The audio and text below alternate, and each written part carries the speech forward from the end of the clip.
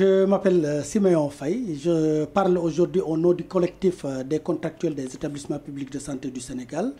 Et vous n'êtes pas sans savoir aussi que je suis le nouveau secrétaire général du SINTRAS au niveau du centre hospitalier régional de Ziguinchor, qui est devenu le syndicat majoritaire au niveau de la structure, et en même temps représentant du personnel au conseil d'administration du centre hospitalier régional de Ziguinchor. Voilà, la déclaration d'aujourd'hui voudrait aller en droite ligne par rapport à la sortie de notre ministre de tutelle, qui est Madame Marie-Khemesse Ngom Ndiaye, donc hier, qui avait la chance de corriger vraiment devant le peuple sénégalais et devant les représentants du peuple sénégalais au niveau de l'Assemblée nationale, de corriger cette discrimination, ce traitement discriminatoire au niveau salarial, au niveau des agents du ministère de la Santé et de l'Action sociale.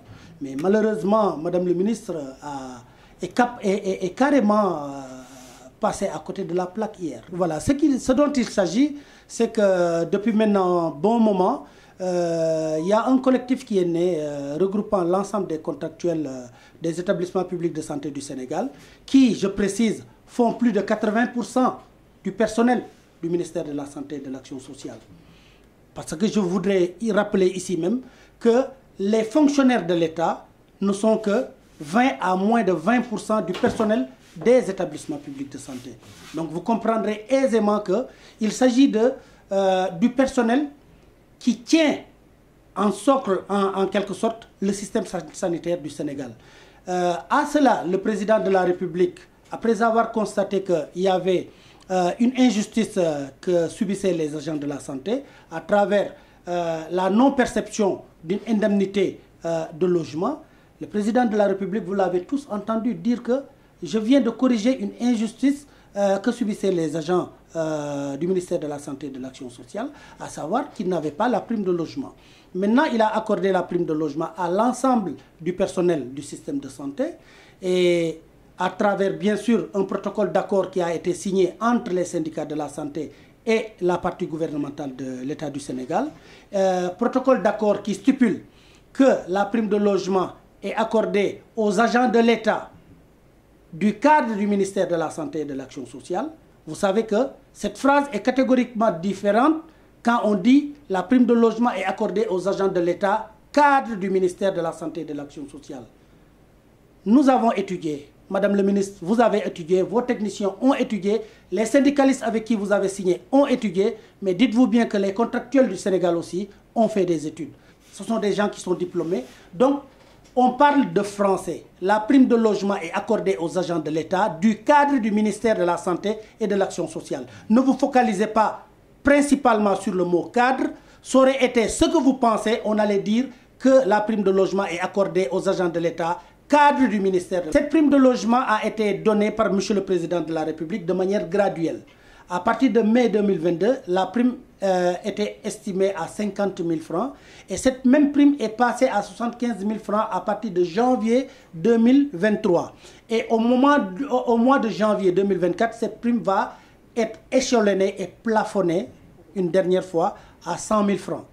Et depuis mai 2022 jusqu'au moment où je vous parle aujourd'hui, cette prime-là, une bonne partie du personnel ne le perçoit pas. Moi qui vous parle, qui suis agent de santé comme tout le monde, qui sort d'une maison et qui rentre dans une maison tous les jours, je ne le perçois pas. Mes collègues qui ne sont ni médecins ni paramédicaux aussi ne le perçoivent pas parce que Madame le ministre et son équipe pensent que ces agents sont dans le système de santé mais n'ont rien à voir au niveau du système de santé parce que n'ayant pas des diplômes du système de santé. Ce qu'ils ont reçu, c'est les fonctionnaires de l'État de la même catégorie professionnelle, socio-professionnelle que nous, mais qui sont dans la fonction publique.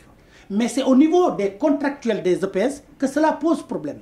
Au niveau des contractuels, comme je vous l'ai dit tantôt, ceux qui ont perçu cette prime, il y en a effectivement qui ont perçu cette prime, ce sont les infirmiers d'État, les sages-femmes d'État, les techniciens supérieurs, les techniciens simples et les médecins et les assistants infirmiers.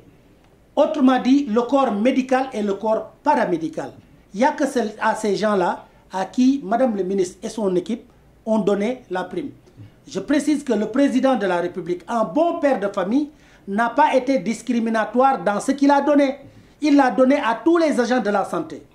Donc, de tout bord que ce puisse être.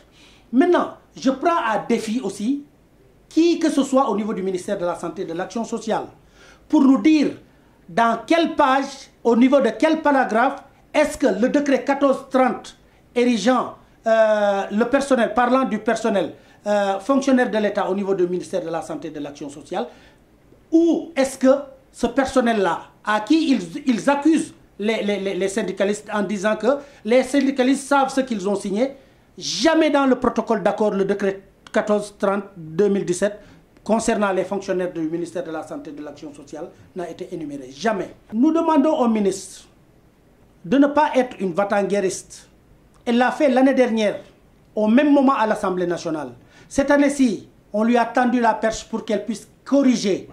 Le devoir de Madame la ministre, c'est que tous les agents du système de santé qu'elle pilote devraient être tous ses enfants. Mais quand elle vient prendre une préférence en disant que non, ceux qui ont eu simplement le diplôme, c'est cela que je considère comme des agents de la santé, pourquoi, bon Dieu, faire travailler ces gens-là depuis Mathusalem, au point de leur faire signer des contrats à durée indéterminée? Maintenant, au moment où on doit régulariser, c'est maintenant qu'on se rend compte que ces gens-là n'ont pas fait de concours ou bien n'ont pas eu de diplôme pour entrer dans la santé. Mais ils ont la matière grise pour occuper les postes qu'ils occupent au niveau du système de la santé. Et encore une fois, à Madame le ministre, je lui dis, en la regardant les yeux dans les yeux, que sans ce personnel contractuel des établissements publics de santé qui constitue 80% du personnel de la santé, mais Madame le ministre, votre système est mort. Vous n'avez pas de système de santé sans les 80% que constitue ce personnel contractuel. Donc, soyez une bonne mère en prenant tous vos enfants, en essayant de couver tous vos enfants.